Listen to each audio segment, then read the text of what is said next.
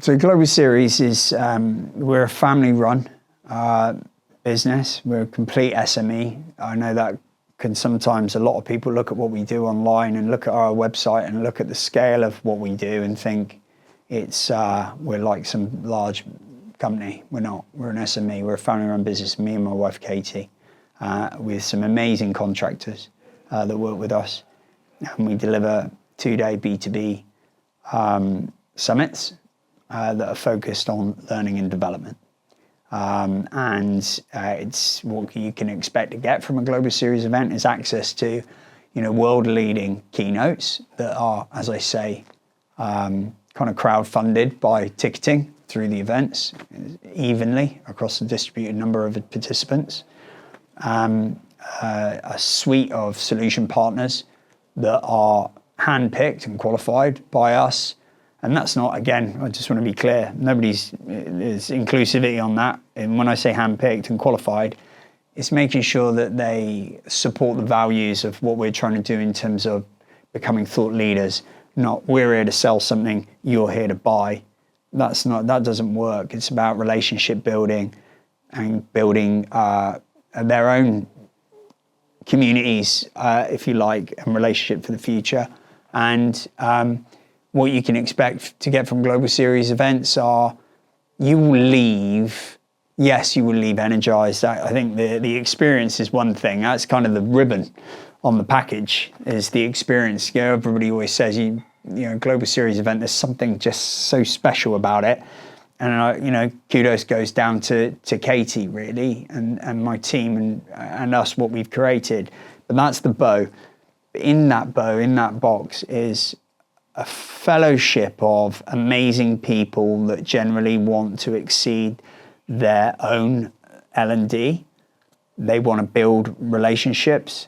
They want to succeed.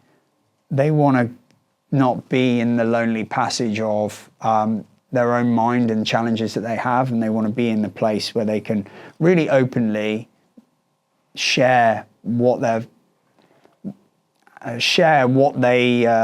faced with at the moment and feel empowered by others to generally make meaningful change. And then, of course, as well, there's the opportunity for the upskilling, which I just think is the big one.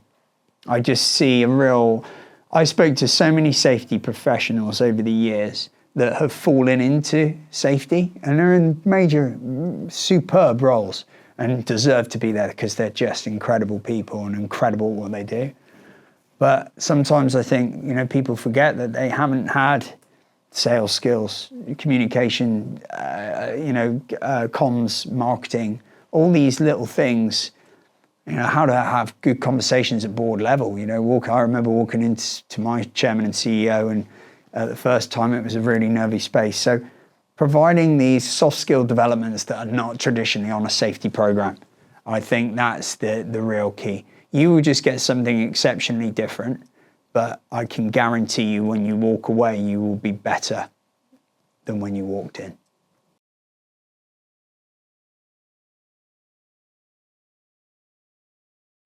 HSE Global Series are a learning and development summit, which are passionate about giving you the opportunity to engage with world-leading keynotes that you wouldn't normally get to engage with.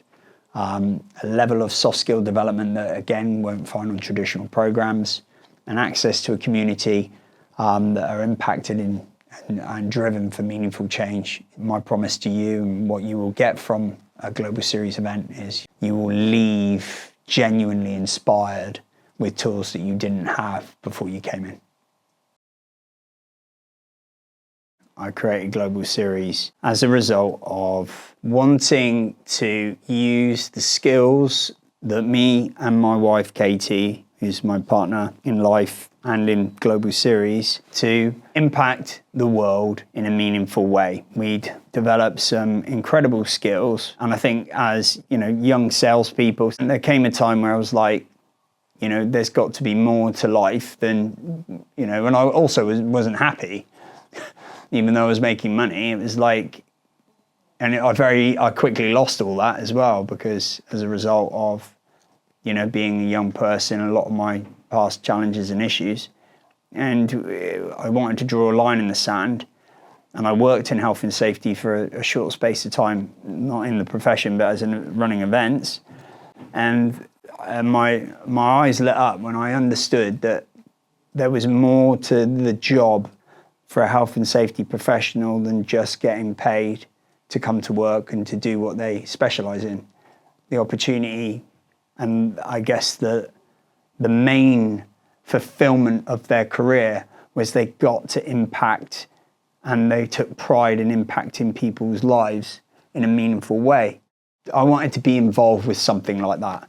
But it wasn't just that, it was actually there was a gap in the events space, I believe at the time, for something different. And all the skills that we had developed from our previous roles, it was like, how do we take what we've learned? How do we look at the opportunity within the health and safety and environmental space?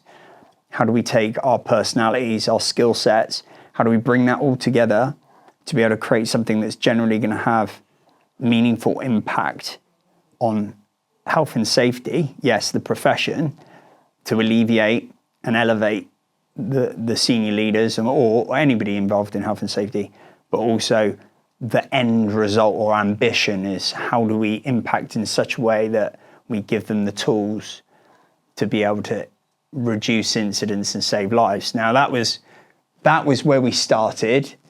I'd say the precursor to that is, that is aside from being able to impact people's lives, reduce incidents, make sure people don't, come home from a day's work. There's a level of education outside of health and safety that sometimes I believe they don't get access to.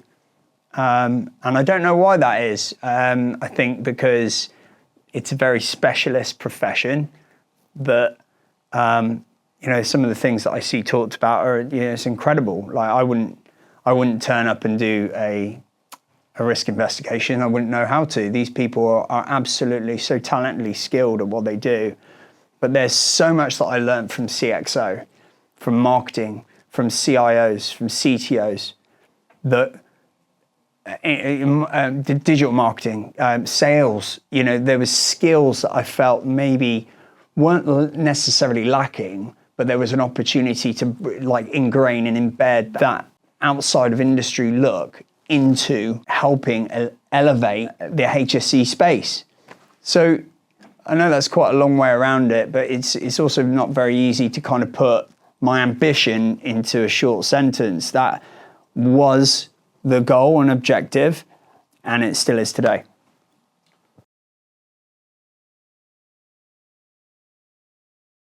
I think it's all about community. Like, as somebody, again, I kind of relate a lot of the business, and this is kind of the reason why I wanted to do this interview. I relate a lot of the business and its ethics and principles and values around my life, even the bad stuff, right? Because, funnily enough, I was listening to a podcast on the way here that was saying, would you change anything that's happened in your life? If you could take an eraser pen, would you erase it?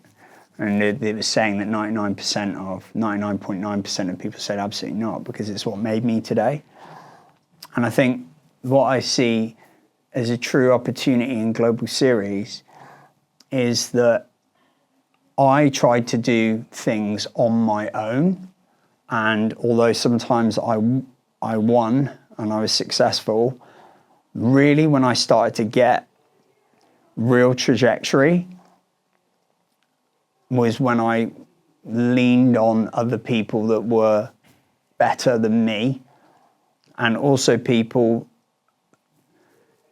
communities.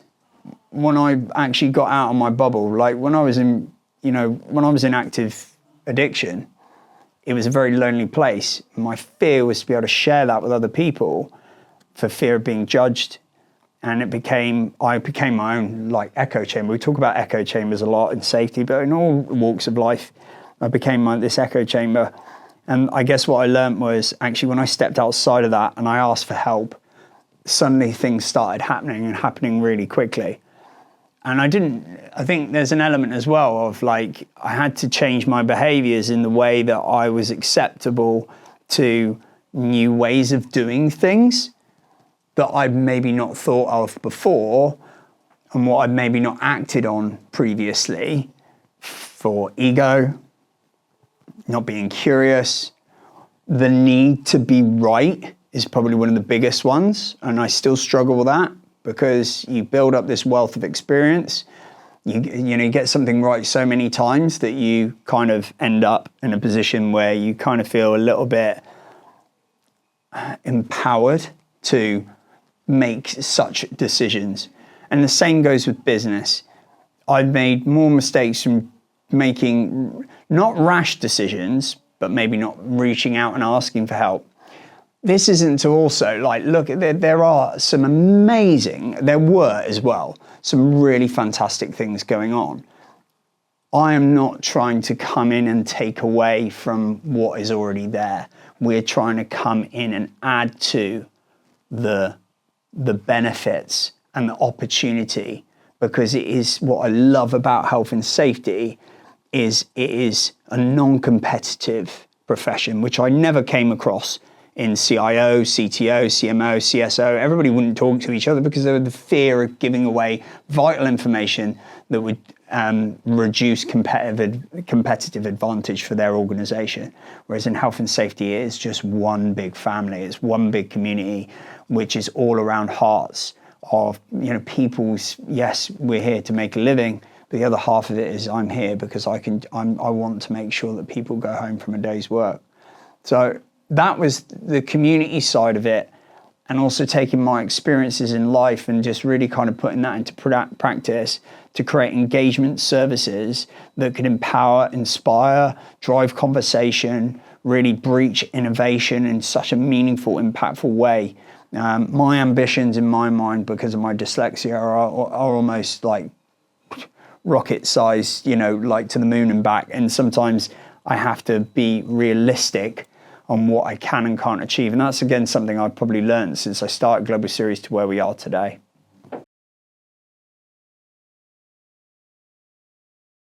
So I come at this just from a point of non-judgment, right? So this is it, and because it also comes back again to mistakes that I've made, to be able to really look at what we did, what I've done right, what I've done well, what we've done right, what we've done well, and it spans such a great, crazy really, we're talking 25 years nearly of professional events management experience, and I've seen everything. I've been to you name it, any type of event, I've been to it. And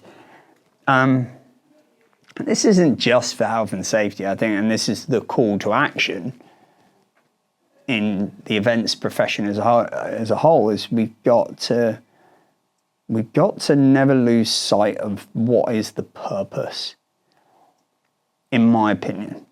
Take it or leave it. And that's the key. Global Series wasn't opening the door to, again, I'll speak openly. Everybody knows, certainly Chief Security Officer events, CIO events, you're talking huge capital opportunity as a, sponsorship or ticketing events, large scale, could be huge. And so health and safety is not the wealthiest of spaces in terms of, budgeting. And people know that. People know it's, especially in this economy, right? So for me, the objective was purpose to change the narrative and impact the health and safety profession in a meaningful and purposeful way. So my golden thread there of guidance to anybody in any profession or any industry is what purpose are you trying to serve, which is not financially. That's great. We're all here to make a living. I've got 4 kids. So trust me, I know what's on the line, and that's why I do it, of course. But there is that element of love and care and want, and that why. And that is the thing that really drives you. Everything else around it is not sustainable. and can fade very quickly.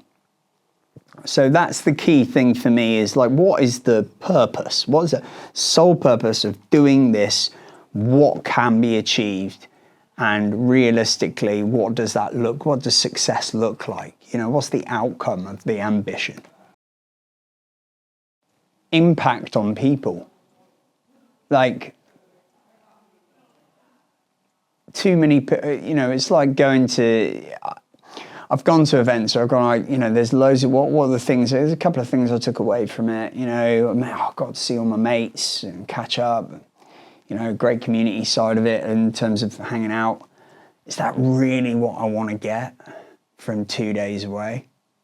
Like, and it's trying to understand, and this is, I think, where Global Series are doing things a little bit differently, is we're really trying to tap into what the market wants. And, you know, right now there's a lot online. Again, excuse me, because I'm not a health and safety professional, and I think a lot of people don't understand that about Global Series. Like, we are not specialists in HSE. We rely on, and this isn't just our current advisory councils, I keep an eye on everything that's being talked about, because it really doesn't matter what the topic is, in my opinion. I'm non-biased. I just want, and so I'm open to any and all ideas to frame the content around what people need.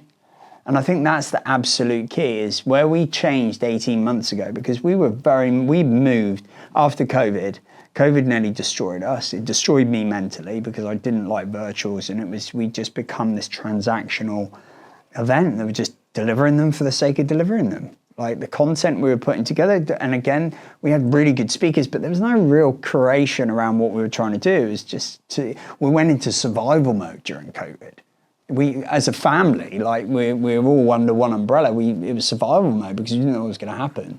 So it was just make sure that we got through it. And then when I went back to physicals, I turned up to 2 in 2023. I was like, what has happened? And there was a decision to be made whether we stop completely or we chuck everything we have at it, and that financially and personally, on an effort to change the business. And so I just went and looked at, how do we get people at those events coming away with tools, insights that can impact their business, themselves, an elevation of learning that they're not getting anywhere else. And then how do we share that? Because you bring in these world-class keynotes like Amy Edmondson and everybody else.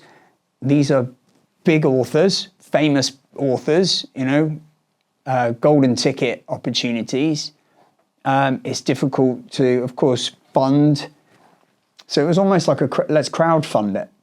So let's give everybody, instead of X amount, an opportunity to pay X, and we all share the wealth of being able to hear some of these big names. But that's not just it. It's also the lower foundations of our programs now, which are built around what the audience really wants. So again, I'm coming back to some of the comments online is, you know, should we be having academics talking about theories, models, or should we be going back talking about, because people are still getting injured and killed, which I completely understand, SIFs. For me, it's a no-brainer. What does everybody want? And obviously, we're not going to make everybody happy, but we want, if it's going to make a change to you as professionals, we'll do it. It's as simple as that. So I think it's that, but then it comes again, we go full circle back to community. And that's where Global Series have now, that's why we created the Change Makers, you know, as an opt-in membership, free of charge. And we're kind of hive-minding our committees and our advisory councils and the community, because sometimes we can end up with the advisory councils are important, because obviously you can't get 200 people on a call. So we need those people that are influencers who are willing to be part of the advisory council. But we're letting the people that usually attend events be the voice of what the future of Global Series looks like. So we've always been in an events, we're industry driven, and that again makes us quite unique. my pain at the moment and the reason why I'm a bit fearful, not just health and safety. And people say, well, it's competition. I love competition. I thrive on it because that's what I'm good at. I'll go back to my old days of being a Wall Street sales guy fighting over a piece of steak. Like we were, it's where I'm at my best. But the problem that we've got at the moment is there seems, and I did put a post up that this is not just in health and safety, this is events across the world. They're popping up like football scores on Saturday. And my concern about that is there is an element of market that enjoy events. There's an element of market that have to get an ROI or at least something from it. And then there's an element of the market that are really bitten and burnt from events. Fatigued is a better word. So what that does, we all lose unless we figure out a way of bringing it together to make events the crown jewel, which they should be, of community building, partnerships, engagement, learning for the future.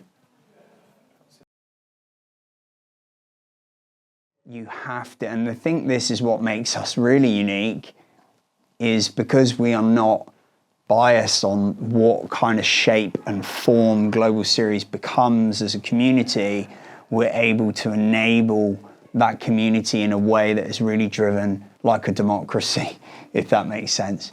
I mean, again, like I'll circle back on there is a lot on LinkedIn at the moment. There's a lot of combative theories and approaches.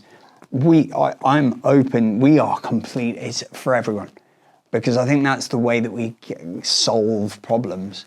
And the Changemaker community for the future it is about growing it, but it's the most, I believe the most important people in the room at an event aren't the people on stage. I think it's the people in the room. And 2, 3, 4 computers are better than one. And if you put them into a position where they feel empowered to have a voice in the conversation, is where I generally believe we can start to move mountains. And that really excites me. And I think that in a nutshell is why I will continue to do this as long as it takes until I get those. And this is the expectations side of ambition that I wanted to share. I can set a big expectation like we set expectations like Drive to Zero. I have very little control as I'm not on the tools leading a team within an organization. But my expectation is if I can influence let's just say one person at an event that comes away with a communication skill from somebody like Sarah Brummett, that's be able to have the right conversation with somebody on the shop floor that can help them make the right decisions, that's a win. That for me, setting those expectations realistically with scale is how Global Series as a community can leave a lasting impact in the world. And I truly believe that.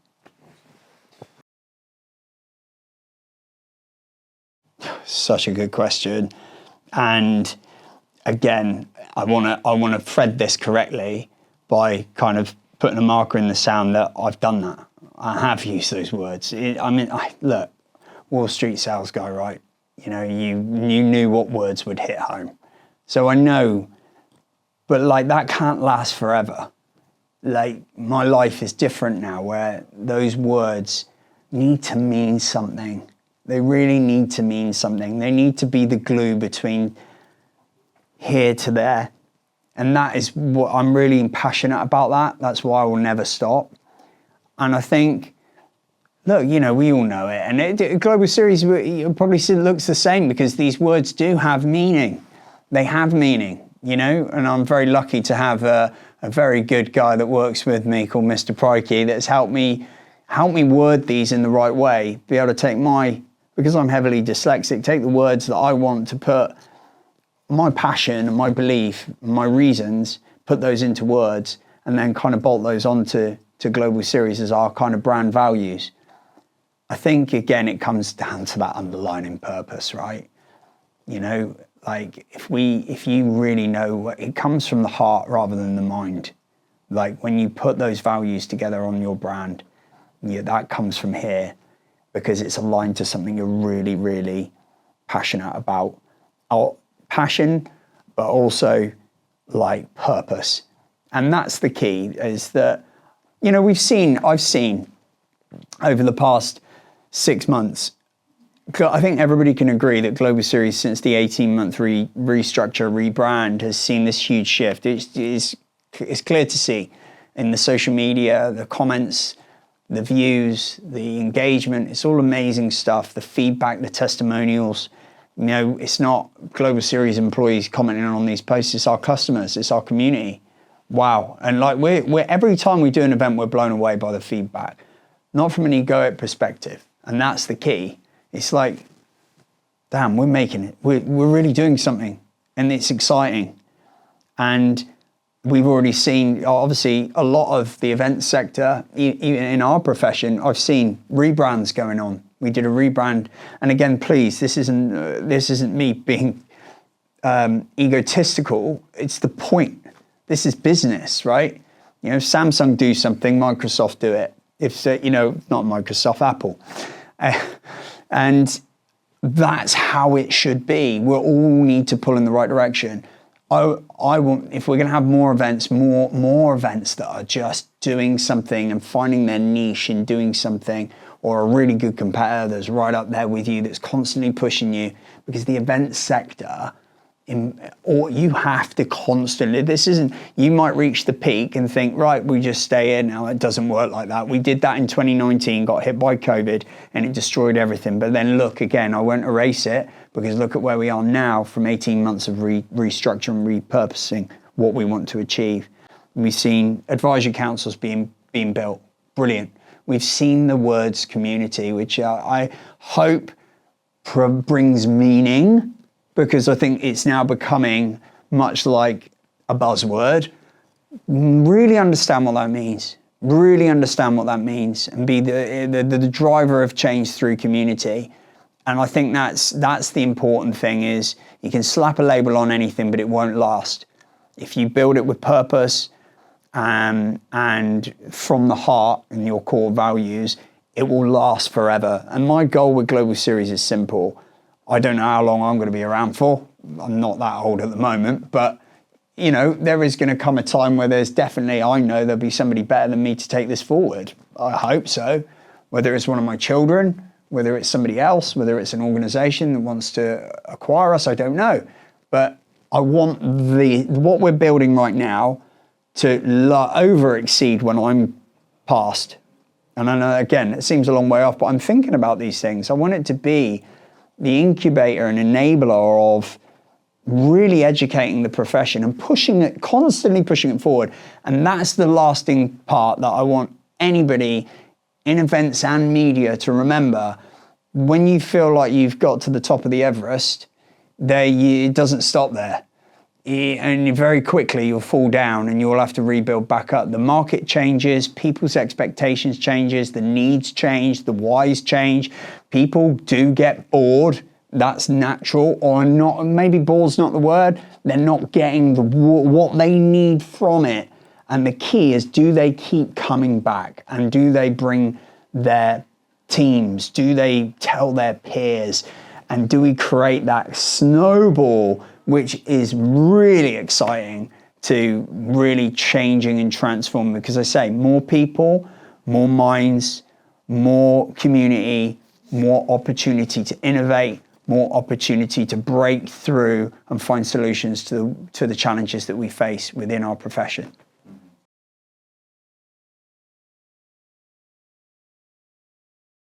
Like, again, I say this with love, and I mean this completely, right? That there is an element of, and it should be in everything, that we're all in it together. You know, how would Apple feel if Samsung weren't there? Do you think they would have strived to achieve some of the amazing things they've achieved if they didn't have that there with them? I don't think they would. Would they change it? No. It's constantly helping us continue to innovate and change. And what that does, in effect, is impacts what we do and the world. So it's again, I don't believe in the word expert. I'm not an expert at all because I'm still learning as I'm going, and I've made so many mistakes. But there's an element of expertise that we've gained from that experience and the years that we've been doing this. So, my advice is just keep striving and thriving to push the limitations of what you do. There's an old saying in sales, you're only as good as your last deal, right? You're only as good as your last event. You have to keep pushing forward, and you have to be willing to maybe, I spoke to a few, I've spent to 3 or 4 events companies, the bosses of competing, I don't know, because I think Global Series has its own kind of little niche, and I'm quite happy with that. Some will like it, some won't. And that's the market that we want, is the people that are really kind of looking for that accelerated education and learning and something a bit different that's going to challenge them, inspire them, energize them. And then you've got other events that are, your exhibitions and your trade shows. They serve an amazing purpose. They're just different and in a good way. But I spoke to a few of them, and I think, just making sure that we don't have dates that cross over is a good start, because we're all, the market's not big enough. It's not a big enough marketplace for us not to want to kind of build that collaboration. And I think that's, I think there's an opportunity there for us to be a bit more open about supporting one another, finding our niche, finding our why, and continuing to pursue that. Some of these events that have been in it for so many years that I admire in so many ways, and that's probably harder than where we are, because we're 10 years old. I know some that are 20, 30 years old, they've been around a long time. Is that when that gets to that point where it's been around a while and things become a bit static, I'd love to be in a position where they could go, what would you do? Because I'd love to have that. I'd love to have that. And that's why I picked up the phone 3 or 4 times this year and spoke to just even small little social events, to some of the events that are doing what we did 5 years ago. And again, that's not bad either. Even the free events, small events that, bring 80 people. I think there's a couple of really good ones. I won't name them, but those are what we were doing. But that doesn't mean that they're not still needed. Budget's tough. Yes, we're kind of crowdfunding, a lot of the speakers that we provide. We barely, we didn't last year profit at all. We lost money on the speakers and trainers that we brought in, but that's okay. But now we're starting to move in the right direction. But to be honest, there's very slim profiting on the ticketing, because that wasn't the point, and I think, the free events are really important because it's tough to get budgets these days. You'll have different people, you'll have different levels of consultants or trainers or SMEs or coaches. Some will be really like me. I'm really invested I don't have the money, but I know this will make me better. Some people are a lot more cautious and they're not willing to spend that money because they need to fund other things. So we have to go somewhere. So there's a place for everyone. And I think that kind of bridging that relationship between the events sector, certainly in health and safety, can only benefit everyone.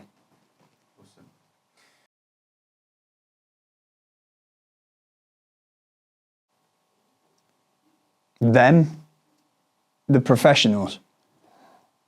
Everybody's, again, there was a comment on my LinkedIn that was, some want the right things, some don't. I really don't know that. I'll be honest. I'm surrounded by so many amazing people that it's difficult to see that anybody wouldn't be in health and safety for the right reasons. But protecting them in a way that, just building them up, because what they do is hard, man.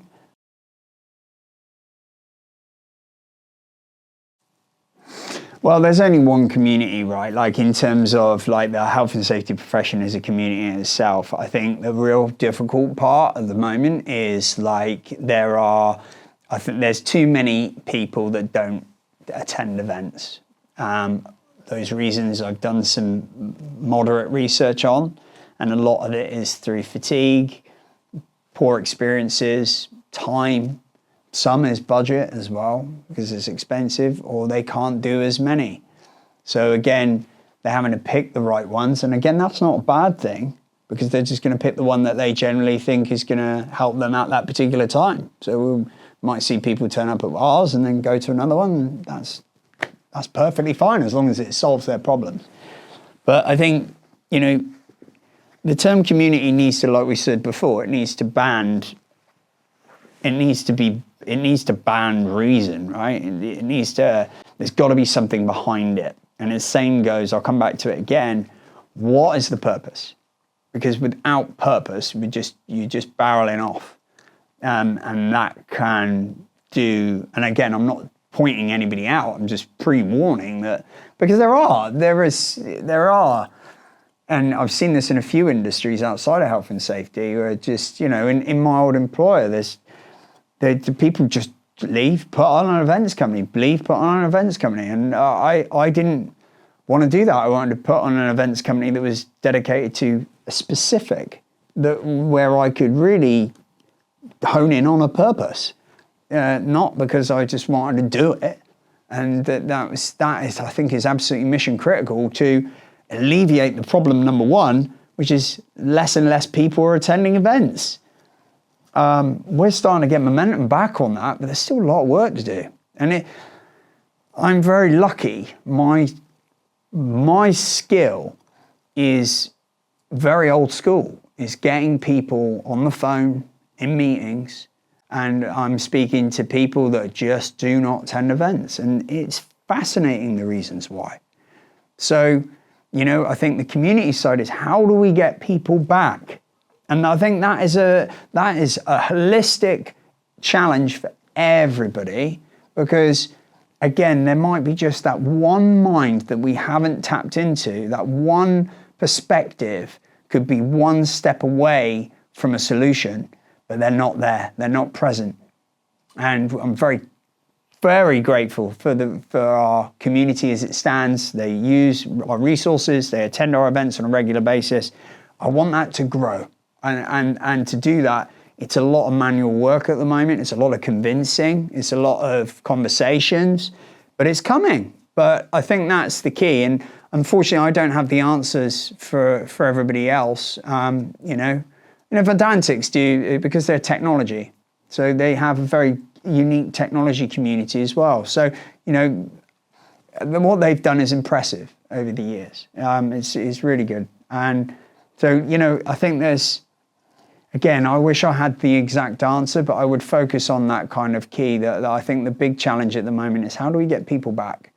And and I think that comes back to a lot of the stuff we talked about today in terms of how and why.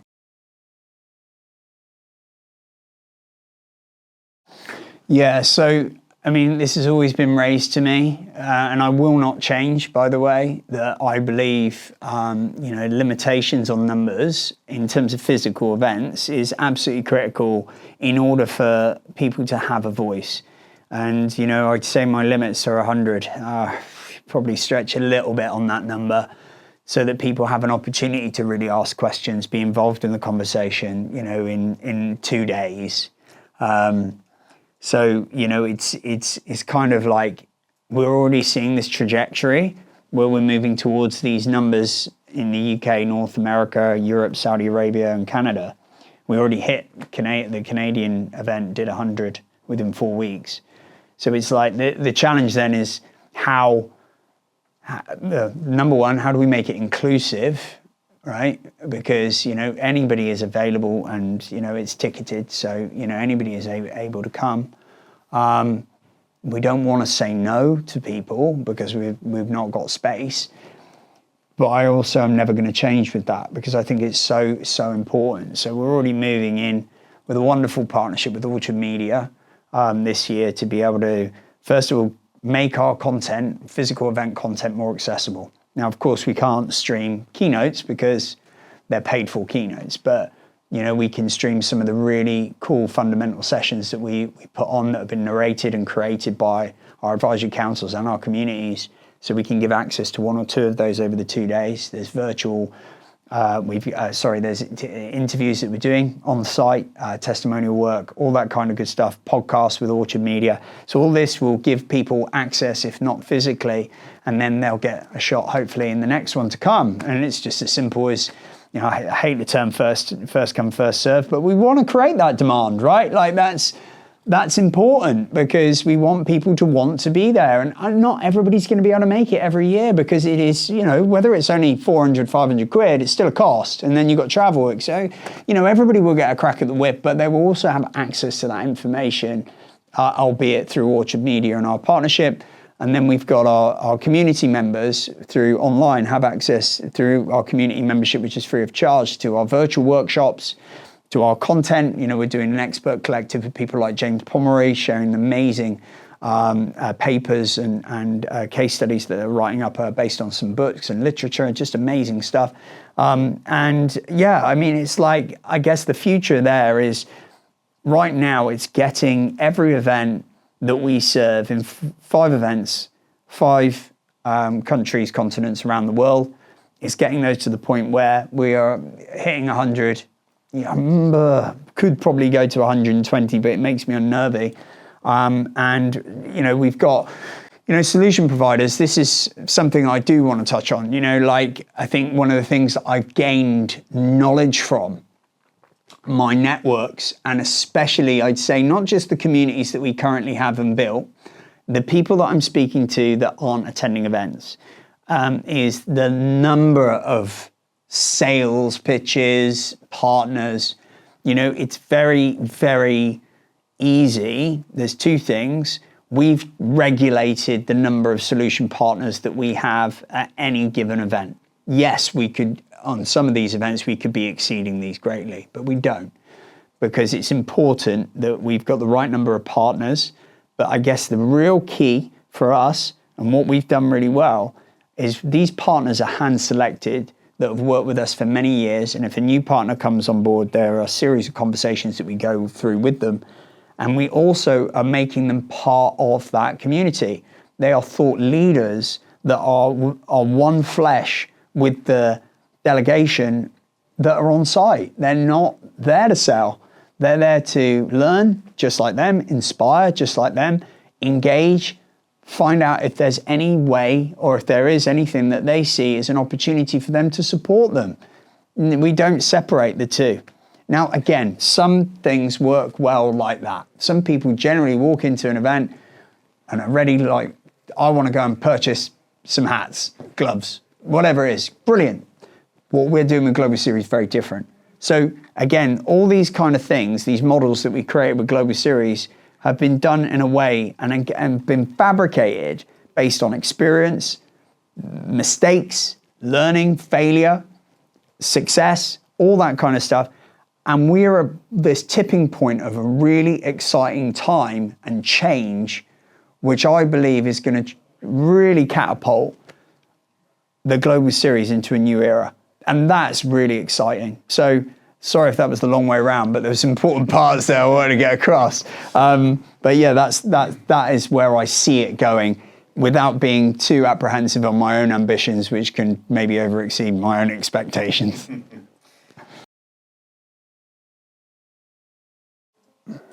Never lose sight of why you do this.